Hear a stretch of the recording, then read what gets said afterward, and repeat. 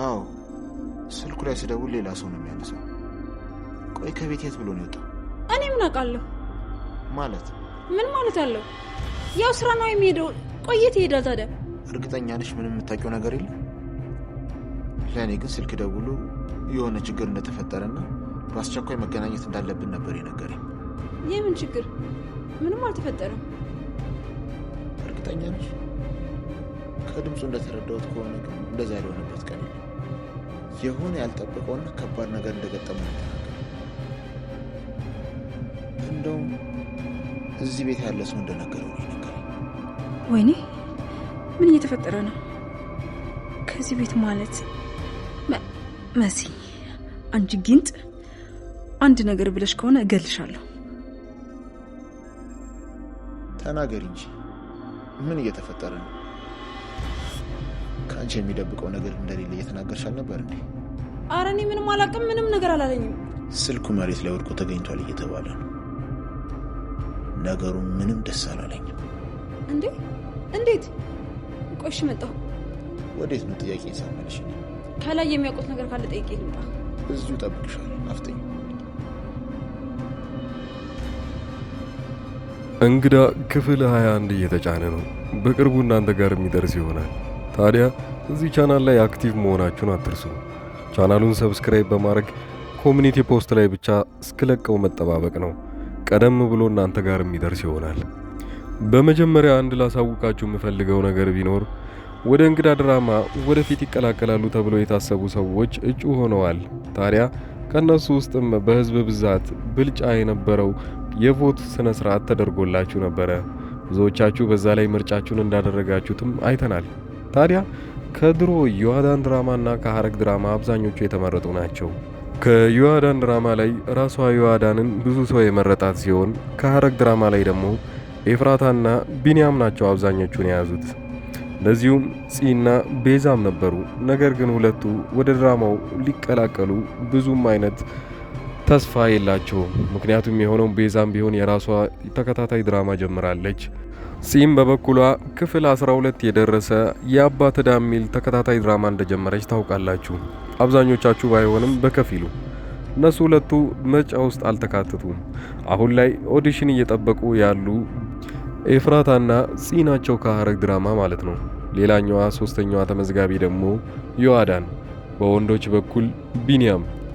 እንደዚሁ እንዳለ ታዲያ ወደፊት አብረን በተስፋ የምንጠብቃቸው ይሆናል። በእንግዳ ድራማ ላይ ቀንጨብ አድርጌ ምን ይፈጠራሉ የሚለውን በክፍል 21 ልንገራችሁ።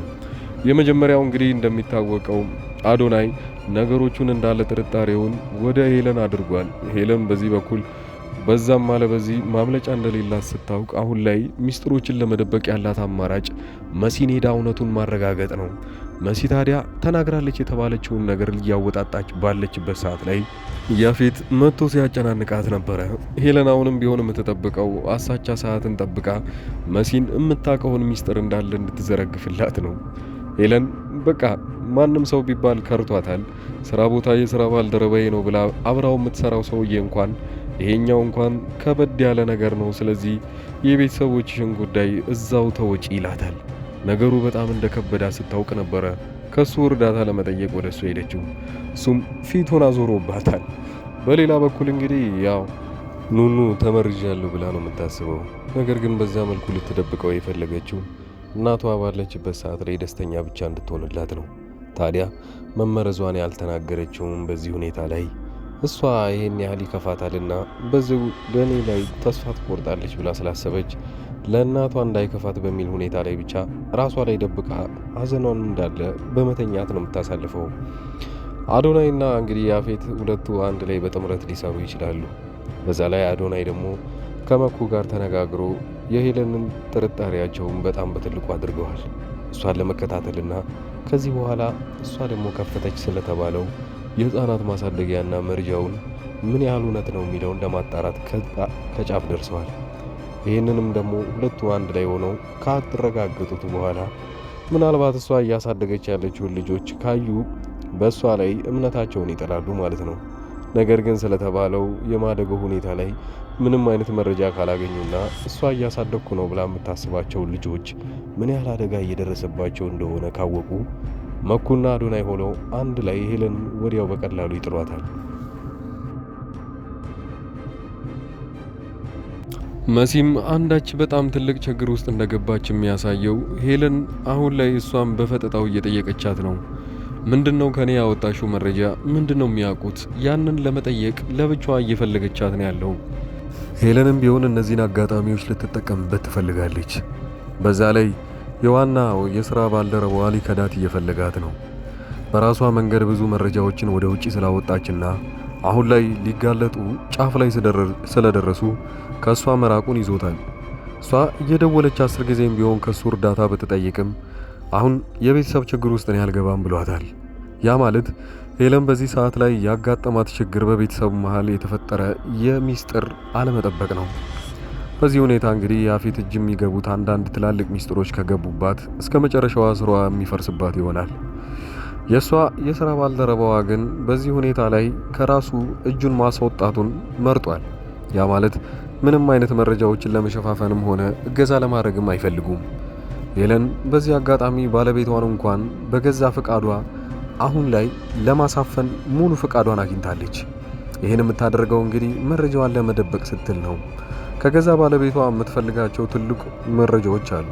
በዛውም ጭምር ደግሞ ከሱ ገንዘቦችንም እንደዛው ልክ ሁለቱ ሳይተማመኑ ነው አንድ ላይ አብረው እየቆዩ ያሉት። መሲና ኑኑ እንግዲህ አሁንም ሁለቱ የራሳቸው የሆነ ሚስጥር አላቸው። ትክክለኛ የሄለንን ተግባርም ጭምር ያውቃሉ። ኑኑ በዚህ በኩል ተመርዣለሁ ብላ ስለምታስብ ተስፋ ቆርጣ እንቅልፏን ነው የምተኛው ሁሌ። እንኳን ብዙ ሰዎች ሊረዷት ቢፈልጉም መረጃውን ለነሱ መስጠት እንኳን አትፈልግም።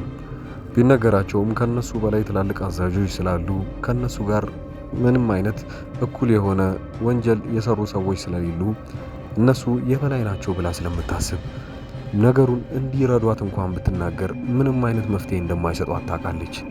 ለዛም ነው ጊዜ እስኪያልፍ ብቻ ዝም የምትለው። እናቷ ብቻ ሰላም ትሆንላት። ያኔ እሷ ምንም ነገር እንዳልሆነች እናትየው እስካላወቀች ድረስ እናትየዋ ደስተኛ ነች።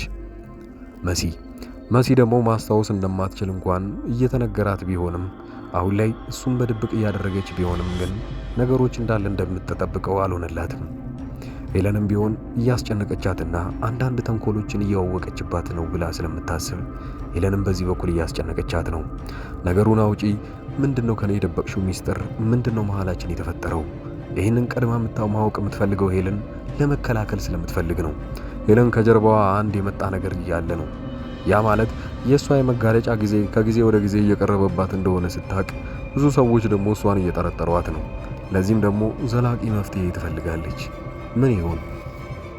ቢኒያም እንግዲህ ወደ ድራማው ወዲያው እንደተቀላቀለ በዚህ ሰዓት ላይ የራሱን ገጸ ባህሪ የፈጠረው የውጭ ያለ ሰውና አደገኛ የሚባል ሰው ነው።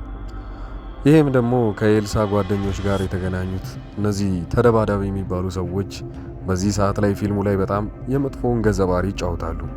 ያ ማለት ማንኛውም ሰዓት ላይ አፈና ወይንም ዱርዬ አይነት ስራዎች ሲኖሩ እነሱ እንደሚሰሩት ነው ያየነው።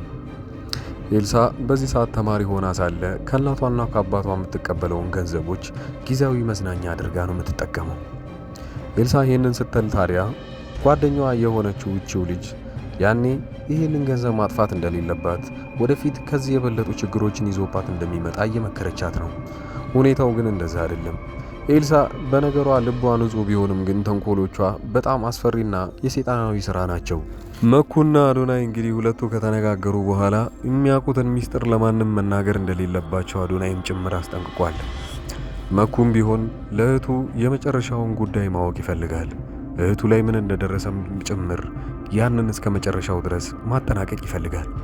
አዶናይ ደግሞ በራሱ መንገድ የአባቱ የሞቱን መንስኤ ወይንም ሞቱ ጋር የሚገናኝ አንዳንድ መኪናዎች ከዚህኛው ከልጅቷ ከታፈነችበት መኪና ጋር አንድ አይነት ስለሆነ ሁለቱንም ወንጀሎች የፈጸሙት አንድ ሰው ነው ብሎ ስለሚያስብ ይህንንም የመጨረሻውን ነገር ማወቅ ስለሚፈልግ ሁለቱም ለብቻቸው እየሰሩ ነው ያሉት። አዶናይ በከፊሉ ነገሩን የጠረጠረው ሄለን ላይ ነው። ሄለን መጨረሻዋ ምን ይሆን? በቅርቡ ትጋለጣለች ወይንስ ከዚሁ በመቀጠል ሌላ ተንኮሎችን እየሰራች የምትሄድ ይሆናል? ሐሳብ አስተያየታችሁን ኮሜንት ላይ ያስቀመጣችሁልኝ በዚሁ ድራማ ላይ ያላችሁን ማንኛውንም አስተያየቶች እንቀበላለን። የዚህ ቻናል ቪው በጣም እየቀነሰ ስለሆነ እናንተ እስከ መጨረሻ የምታዩልኝ ልጆች ኮፒ ሊንክና የተለያዩ ሼሮችንም በዚሁ አጋጣሚ እንድታደርጉልን ከልብ እናመሰግናለን። በዚህ በመቀጠል የግል ስራዬን አስተዋውቃችሁና ከተመቻችሁ በዋትስአፕ በኢሞና በቴሌግራም እኔን ማናገር ትችላላችሁ።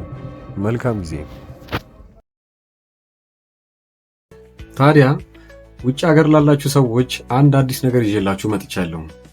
በዚህም ሁኔታ እኔ ኢትዮጵያ ውስጥ እንደመሆነ የተነሳ እናንተ ከዛ ሀገር ሆናችሁ ለዘመዶቻችሁ ወይንም ለጓደኞቻችሁ መላክ የምትፈልጉትን ማንኛውንም ዕቃ እኔ ልልክላችሁ ተዘጋጅቻለሁ።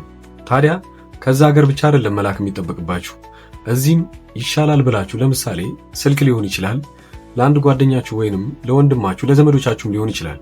መግዛት ፈልጋችሁ ግን አሪፍ ዕቃ ይሁን አይሁን የሚለውን ነገር መርጠን በስርዓት አማክረን ከገዛም በኋላ ወደምትፈልጉት ሰው መላክ እንችላለን ማለት ነው። ይሄንም ማድረገው እኔ ነኝ።